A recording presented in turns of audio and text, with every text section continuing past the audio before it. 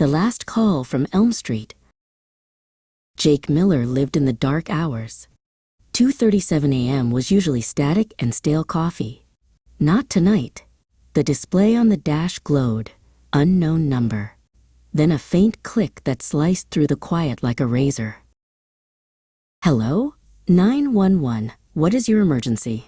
Nothing but a deep fizz static. Then a whisper, cold and clear as ice water, came through the speaker. You still have time. The address that popped up? 142 Elm. The old Caleb house.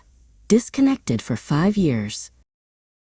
He didn't wait for dispatch. 5 years ago, his best friend, Caleb, was gone in that house.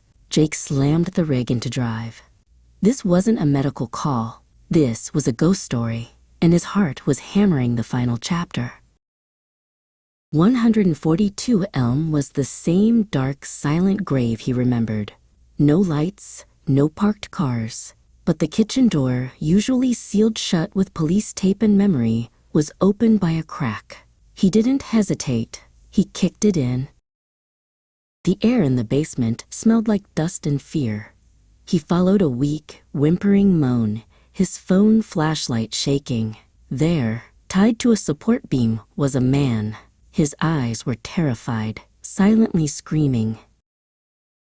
Kellen, he mouthed, tears running down his cheeks. Just then, a shadow in the corner moved, fast. A figure, tall and wearing a hoodie, darted for the back exit. Jake didn't chase. He frantically cut the man loose with his trauma shears. Sirens screamed outside, too late. He got Kellen up the stairs just as the front door burst open. Blue and red strobed the hallway, painting them in chaotic light. A stocky guy in a leather jacket stepped forward. Detective Knox. Jake Miller. You're coming with me, Knox said, his voice ice cold. You're here, alone in a crime scene. Your prints are on the door, the ropes, the shears. Looks like you saved a victim you were about to finish. It was a setup. Jake didn't argue. He shoved past a rookie cop, sprinting for the woods behind the house. He knew he had to finish what the whisper started. He remembered an old safe in Caleb's room. You still have time. Back in Caleb's room, untouched for 5 years, Jake found the small safe tucked behind a loose baseboard. Inside was a tiny, old digital voice recorder. He pressed play, his heart in his throat. First, static. Then the voice he knew. Motion sensor triggered. Warning protocol engaged.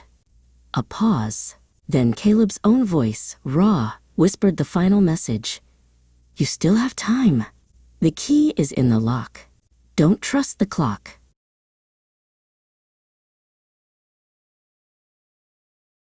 Sirens were closing in. Jake knew the key. A physical key hidden in the house's front door lock was the proof the recording pointed to. He stood up, the recorder secure. He was framed, hunted, but he had a ghost and a victim on his side. He faced the sirens.